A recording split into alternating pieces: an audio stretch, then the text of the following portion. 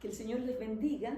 El día de hoy vamos a estar estudiando el capítulo 12 del libro de Apocalipsis, que es el que hemos estado por los últimos meses estudiando. Así que vamos a ir allí al capítulo 12 del libro de Apocalipsis. En este capítulo nosotros vamos a ver que se habla acerca de una mujer, un niño y el dragón. Y vamos a ir viendo con la palabra del Señor a qué se refiere. Leamos entonces en el nombre del Señor Jesús Apocalipsis capítulo 12. Voy a estar leyendo algunos versículos primero, lo voy a explicar y luego voy a seguir. Apareció en el cielo una gran señal, una mujer vestida del sol con la luna debajo de sus pies y sobre su cabeza una corona de 12 estrellas. Y estando encinta, clamaba con dolores de parto, en la angustia del alumbramiento. También apareció otra señal en el cielo. He aquí un gran dragón escarlata que tenía 7 cabezas y 10 cuernos, y en sus cabezas 7 diademas, y su cola arrastraba la tercera parte de las estrellas del cielo y las arrojó sobre la tierra. Y el dragón se paró frente a la mujer que estaba para dar a luz, a fin de devorar a su hijo tan pronto como naciese. Y ella dio a luz un hijo varón, que regirá con vara de hierro a todas las naciones. Y su hijo fue arrebatado para Dios y para su trono. Hasta ahí voy a leer para comenzar. Si usted recuerda, veníamos del pasaje del capítulo 11 de Apocalipsis, donde predicaban los 2 testigos, los cuales estuvieron por 3 años y medio compartiendo la palabra del Señor y anunciando lo que venía y llamando a la gente al arrepentimiento, hasta que el anticristo los persiguió y los mató. Y esto produjo un gran avivamiento, porque muchos de los que vieron esto dice que dieron gloria al Dios del cielo.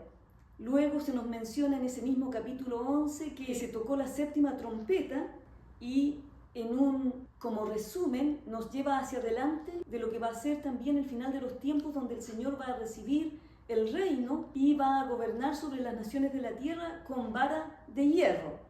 Luego nosotros llegamos a este capítulo y nos dice claramente el apóstol Juan que apareció en el cielo una gran señal.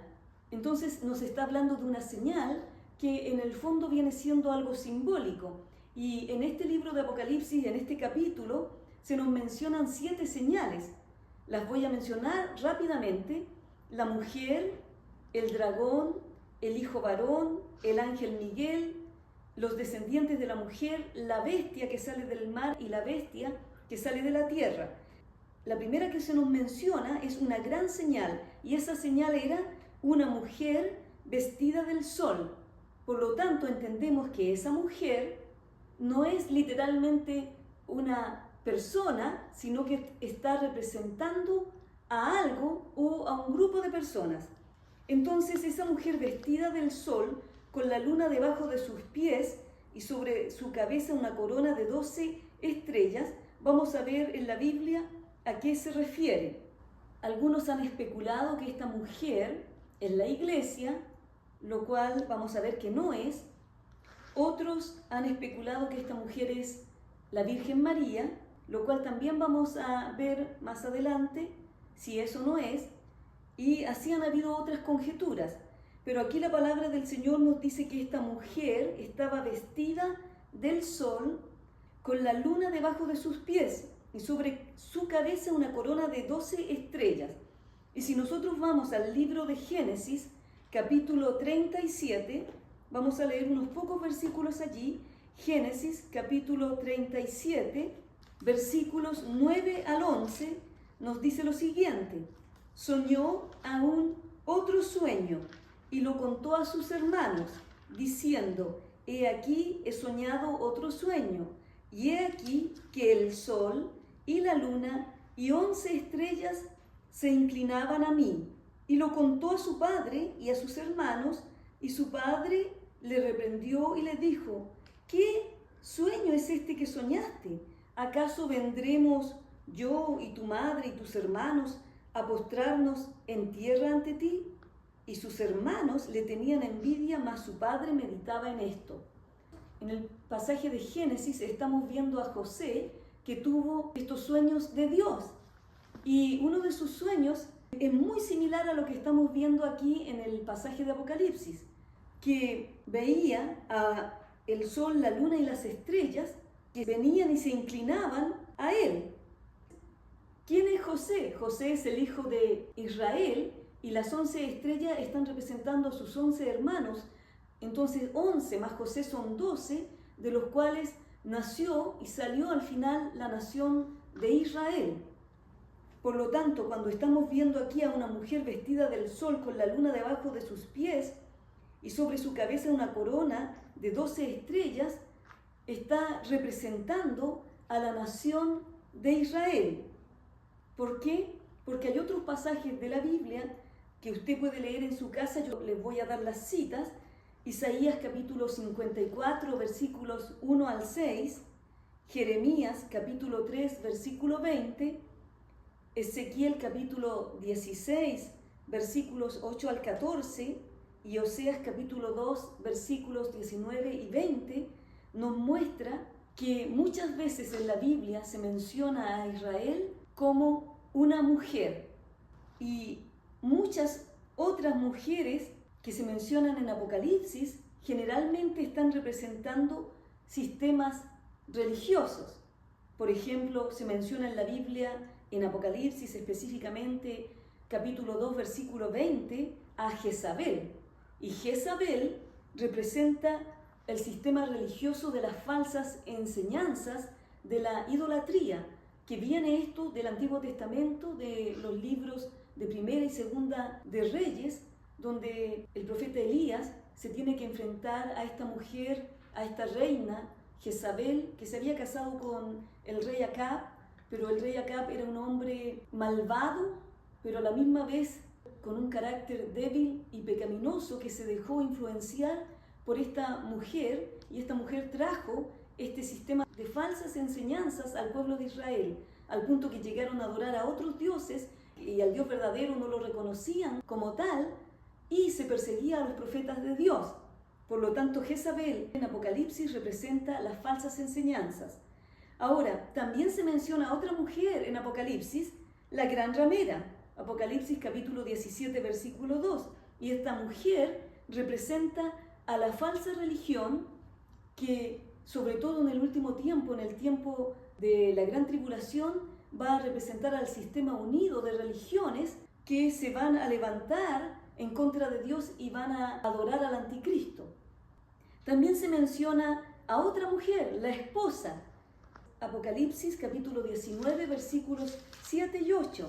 Y la esposa está asociada con la iglesia del Señor Jesucristo. Entonces, esta mujer que se menciona aquí, con la luna, el sol y las estrellas, está representando a la nación de Israel. Y dice la palabra, versículo 2, que estando encinta, clamaba con dolores de parto, en la angustia del alumbramiento.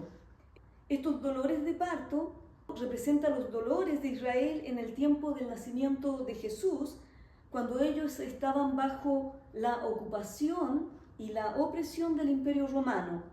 Y versículo 3 nos dice: también apareció otra señal en el cielo.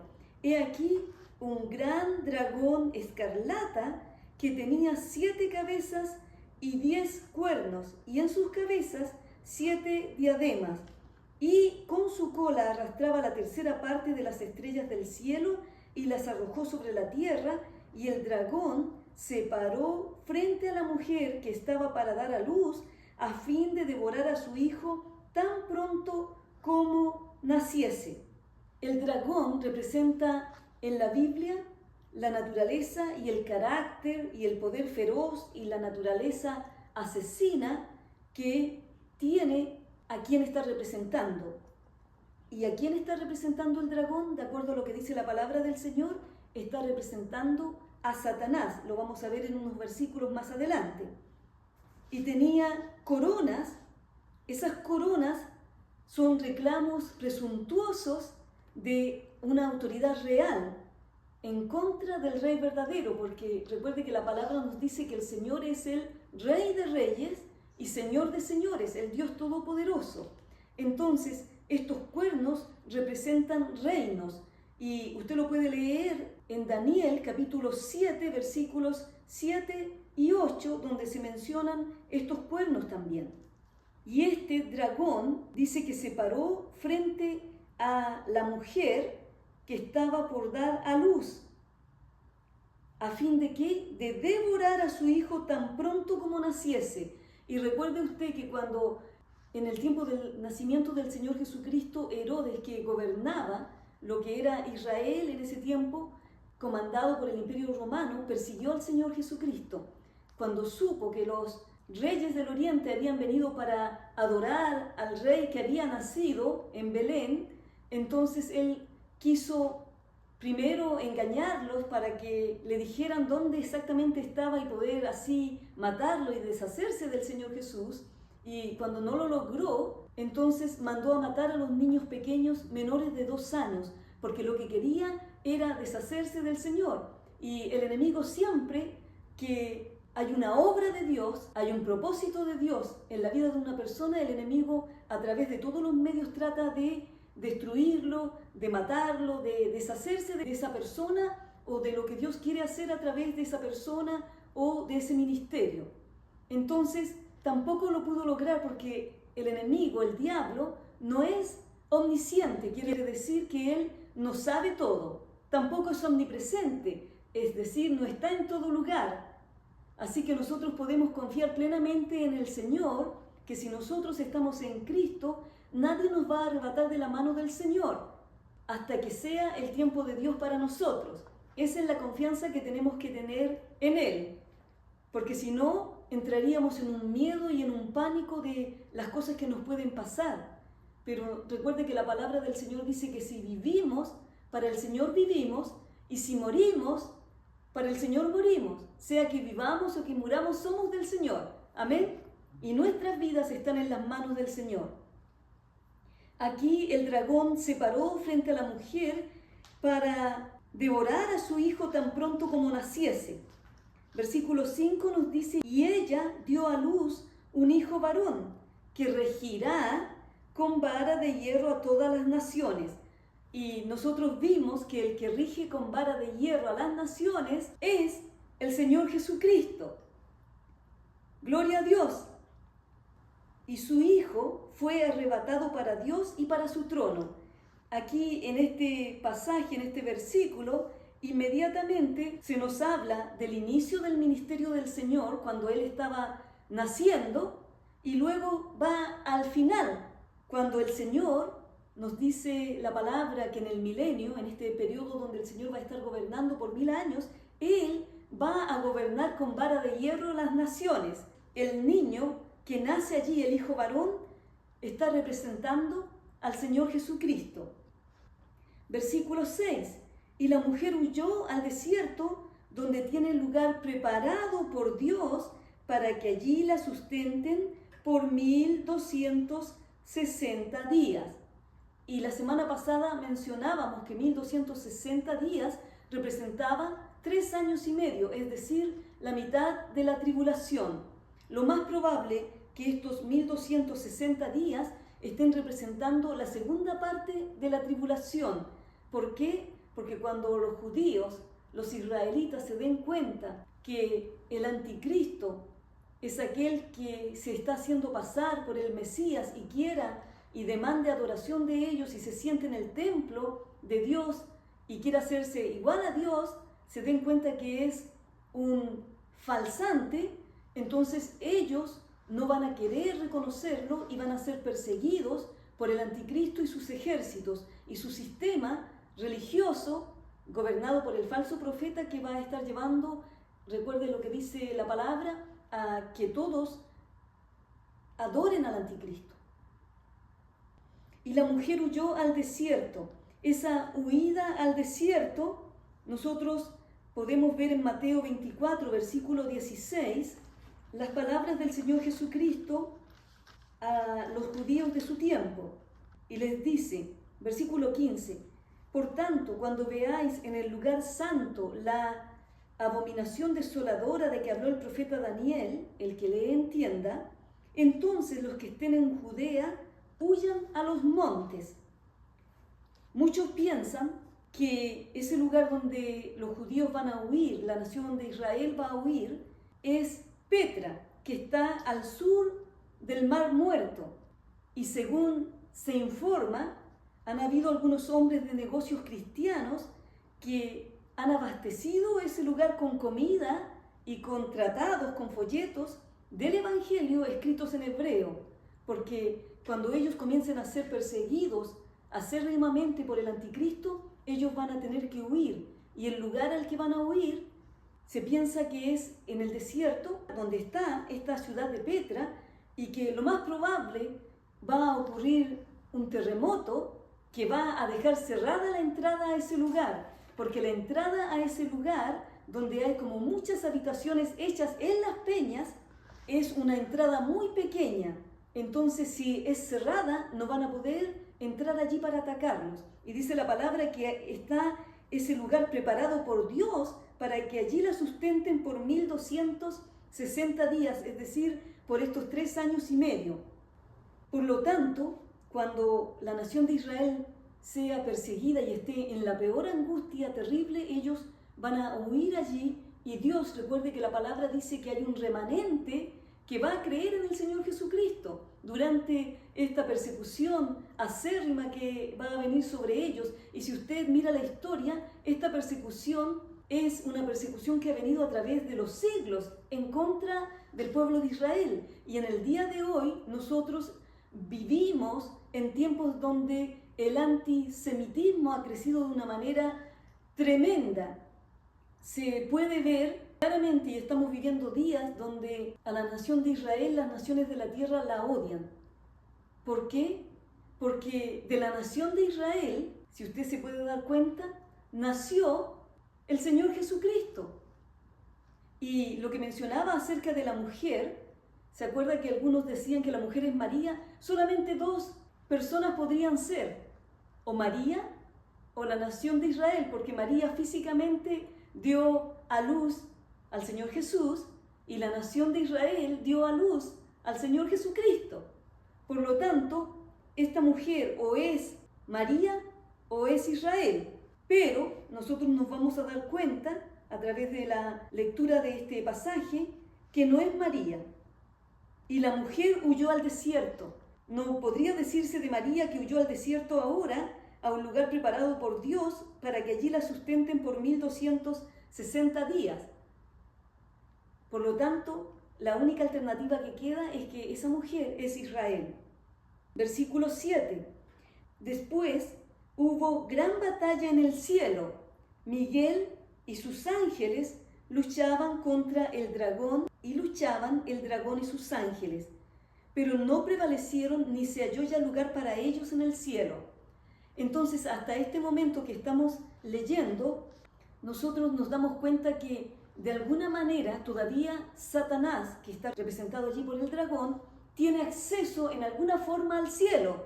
Y la palabra nos dice a nosotros que Satanás es el acusador de los hermanos. Y si nosotros vemos incluso en el libro de Job, capítulo 1, versículos 6 al 12, nosotros vamos a ver lo que anda haciendo Satanás.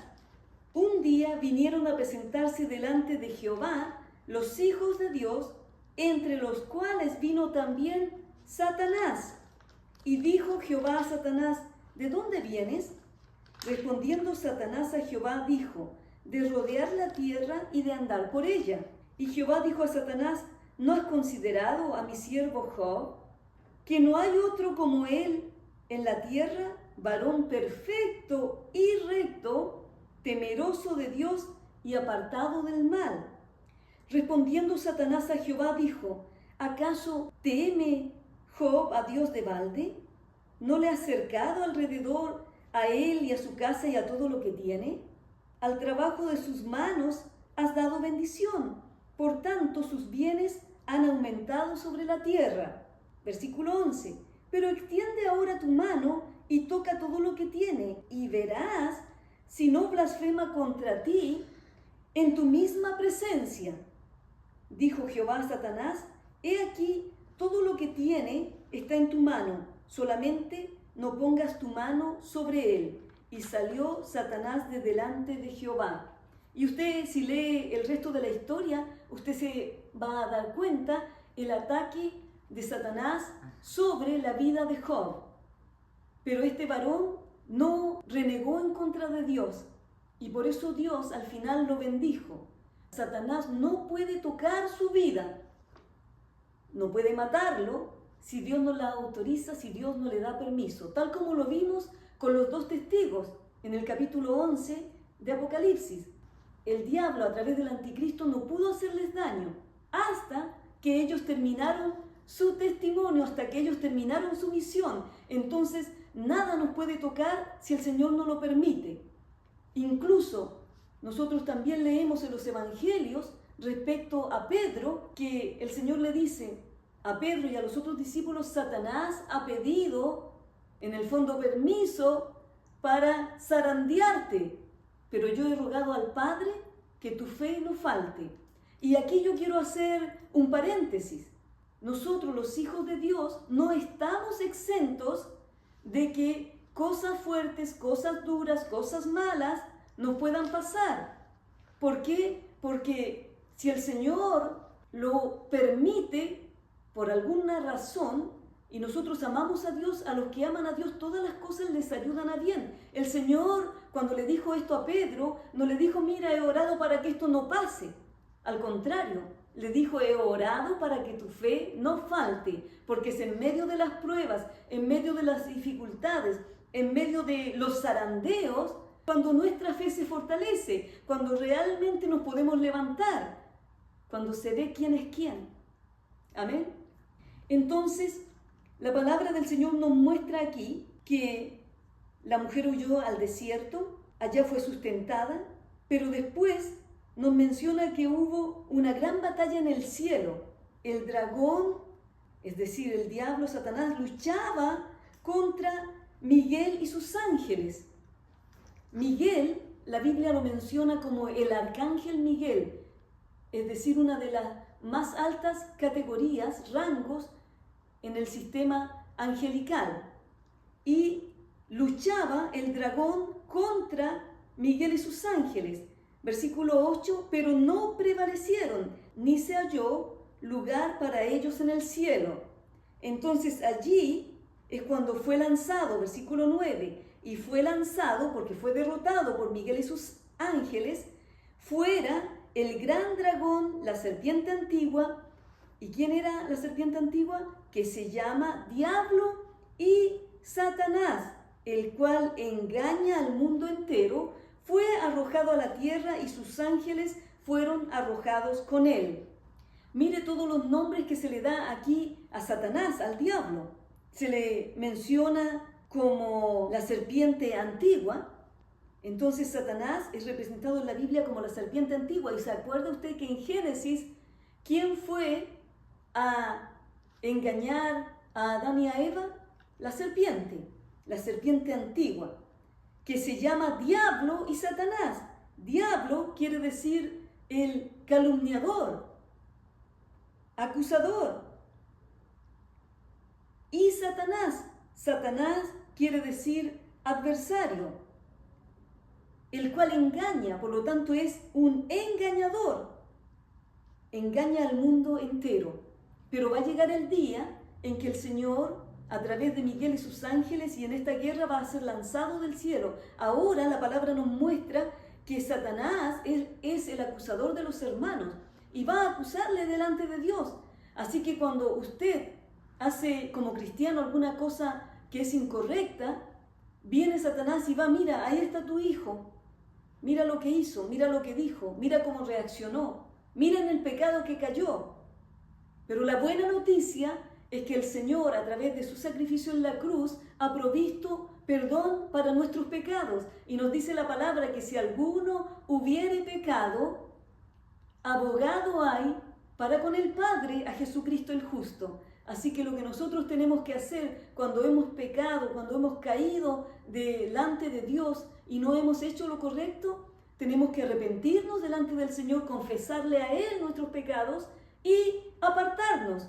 porque el que encubre sus pecados no prosperará.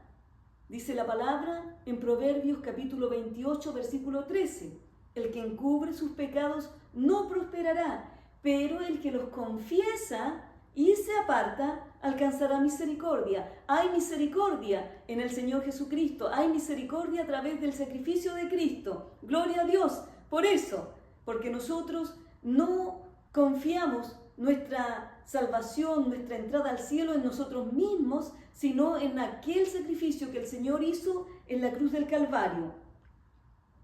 Y fue lanzado el gran dragón, la serpiente antigua, que se llama Diablo y Satanás, el cual engaña al mundo entero, fue arrojado a la tierra y sus ángeles fueron arrojados con él.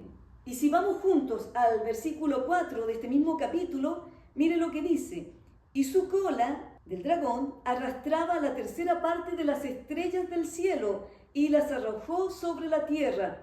De allí podemos desprender que un tercio de los ángeles fueron engañados por Satanás y siguieron a Satanás y fueron arrojados del cielo. ¿Por qué? Porque Dios, y aquí nosotros podemos ver la grandeza de Dios, que no creó robots, sino que creó personas, entidades que tienen una libre voluntad, un libre albedrío, donde las personas pueden decidir voluntariamente, usted y yo, tú y yo, podemos decidir vivir para Dios o vivir para nosotros mismos, hacer lo que a Dios le agrada o hacer lo que a nosotros nos agrada, seguir a Dios o seguir al mundo. Lo mismo pasó con los ángeles. Los ángeles fueron creados y ellos tenían esta libre voluntad donde ellos podían servir a Dios o podían rebelarse contra Dios. Y aquí vemos que se rebelaron porque un tercio de los ángeles, una tercera parte, fue arrojada, lanzada a la tierra. Versículo 10. Entonces oí una gran voz en el cielo que decía: ahora ha venido la salvación, el poder y el reino de nuestro Dios y la autoridad de su Cristo, porque ha sido lanzado fuera, no sé si ustedes se acuerdan de unos programas que han salido en la televisión donde salía uno que tocaba una corneta y otra gente gritaba afuera, afuera, y lo sacaban con el chacal de la corneta, creo que se llamaba. Ha sido lanzado fuera el acusador de nuestros hermanos, el que los acusaba delante de nuestro Dios día y noche. Así que hay alguien que nos acusa, pero el Señor nos justifica. Gloria a Dios. Romanos capítulo 5, versículo 1 dice: justificados pues por la fe, es decir, declarados justos delante de Dios por la fe, tenemos paz para con Dios por medio de nuestro Señor Jesucristo. Gloria a Dios. Y ellos, aquellos a los cuales se acusaba, le han vencido por medio de la sangre del Cordero y de la palabra del testimonio de ellos, y menospreciaron sus vidas hasta la muerte. ¿Cómo le vencieron? Porque nosotros tenemos que aprender de aquí, porque es la forma en que nosotros vamos a vencer los ataques del enemigo, los ataques del diablo. Le vencieron por medio de la sangre del Cordero. Y no estamos hablando en un sentido literal, porque esa sangre que cayó allí el día que el Señor Jesucristo murió crucificado en la cruz, humanamente hablando, no sería suficiente para que toda la tierra estuviera cubierta, todas las personas estuvieran cubiertas por esa sangre. Pero en el sentido espiritual, que es al que se refiere aquí, el sacrificio de Cristo en la cruz, esa sangre que Él derramó, ese sacrificio nos da perdón de pecados, nos da la victoria, porque Él ganó la victoria. Cuando Él venció en la cruz del Calvario y venció la muerte, Él venció al enemigo, es decir, su sacrificio es un sacrificio que garantiza nuestra victoria. A través de esa sangre derramada en la cruz, con la cual Él perdonó nuestros pecados, nosotros tenemos la victoria sobre el diablo, sobre el acusador de los hermanos. Pero dice algo más: le han vencido por medio de la sangre del Cordero y de la palabra del testimonio de ellos. Todos nosotros, los que hemos venido a Cristo, tenemos un testimonio, tenemos un antes y tenemos un después. Por ejemplo, yo cuando me refiero a cómo el Señor me alcanzó y cómo era mi vida antes de Cristo, yo digo que mi vida era como estar en un cuarto oscuro, lleno de objetos allí en desorden que tú no puedes ver y tú no puedes ver la salida, y cuando te levantas y quieres tratar de salir, chocas contra estos objetos y te golpeas y te dañas otra vez. Así era mi vida, sin luz y sin esperanza. Pero un día el Señor Jesucristo llegó con su luz inigualable y cambió mi destino. Gloria a Dios. Entonces yo veo ese antes y ese después. Y en Cristo yo tengo esa esperanza porque sé lo que Él hizo en mi vida. Sé lo que era mi vida antes de Cristo. Sé dónde estaba. Sé de dónde el Señor me sacó. Gloria a Dios. Con esa luz, y abrió la puerta y me mostró el destino que Él tenía para mí. Y cambió mi vida. Y yo por eso estoy agradecida y sirvo al Señor con agradecimiento. Ya son muchos años desde que el Señor me alcanzó. Y ese es mi testimonio. Entonces yo sé que todos aquellos que han venido a Cristo tienen un testimonio. Un momento donde el Señor les alcanzó, donde una persona vino y les predicó la palabra, donde usted a lo mejor estaba en necesidad y clamó a Dios y Dios le respondió. Y de allí comenzó una nueva vida para usted. Ese testimonio tenemos que mantenerlo, tenemos que cuidarlo, porque dice la palabra que le han vencido por la palabra del testimonio de ellos. No es que nuestro testimonio nos salva, porque el único que salva es el Señor Jesucristo y su sacrificio en la cruz, pero con este testimonio nosotros podemos vencer al diablo y sus ataques. Y, tercer punto, menospreciaron sus vidas hasta la muerte. Cuando el enemigo nos quiere atacar y nosotros tenemos miedo a la muerte, nosotros vamos a estar siendo vencidos.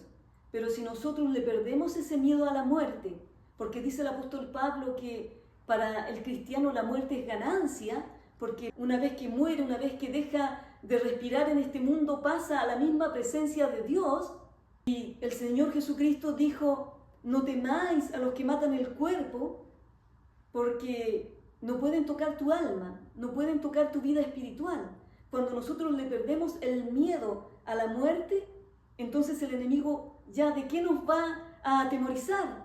¿Con qué nos va a manipular? Si ya le perdemos el miedo a la muerte, si ya sabemos que si pasamos de este mundo a la eternidad, ya sea como mártires, ya sea por la razón que sea, nosotros vamos a estar con el Señor, entonces ya no tenemos miedo, ya no le tenemos miedo. Fíjese que el temor es lo opuesto a la fe. Y con el temor, hace muy poco tiempo atrás, no voy a entrar en más detalles porque se dice que al buen entendedor pocas palabras, hace no mucho tiempo atrás, un par de añitos nomás, se controló a la población mundial con el temor. Usted no puede salir, usted no puede ir a la iglesia, usted no puede acercarse a una persona más de tantos metros, usted no puede visitar a esta persona ni a esta otra, por el temor de que usted pudiera ser atacado por un virus y morir. Entonces ese temor controló a la población mundial, a las naciones de la tierra. Y eso el enemigo va a hacer cuando venga el anticristo en su manifestación, va a controlar a las naciones del mundo y los presidentes, los reyes de la tierra le van a entregar su poder, le van a reconocer. Dios nos ayude para que nosotros podamos siempre estar reconociendo al único Rey verdadero, al Rey de Reyes y Señor de Señores, al Señor Jesucristo. Amén. Y ellos le han vencido por medio de la sangre del Cordero y de la palabra del testimonio de ellos, y menospreciaron sus vidas hasta la muerte. Por lo cual, alegraos cielos y los que moráis en ellos.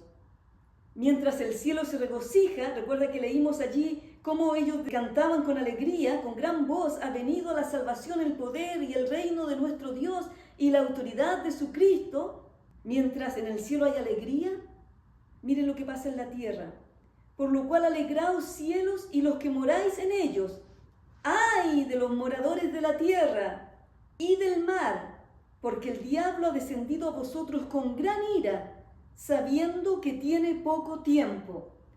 Por eso nosotros vemos las cosas que pasan en la tierra y cómo el enemigo trata de matar, porque Juan capítulo 10, versículo 10 dice que el ladrón que está representando allí al diablo no ha venido sino para matar, hurtar, robar y destruir. Pero el Señor Jesucristo ha venido para darnos vida y vida en abundancia. Y si usted no tiene esa vida en usted, acérquese al Señor Jesucristo para que pueda recibir la vida de Dios, porque el regalo de Dios en Cristo Jesús es vida eterna. Aleluya, vida en abundancia.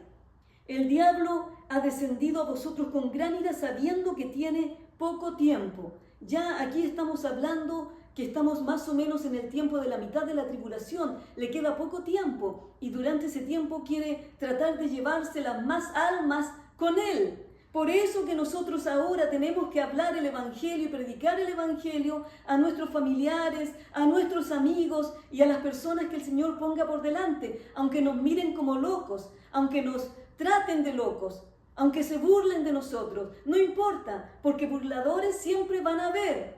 Pero el Señor es el que está sentado en su trono y Él desde los cielos se reirá, dice el Salmo capítulo 2.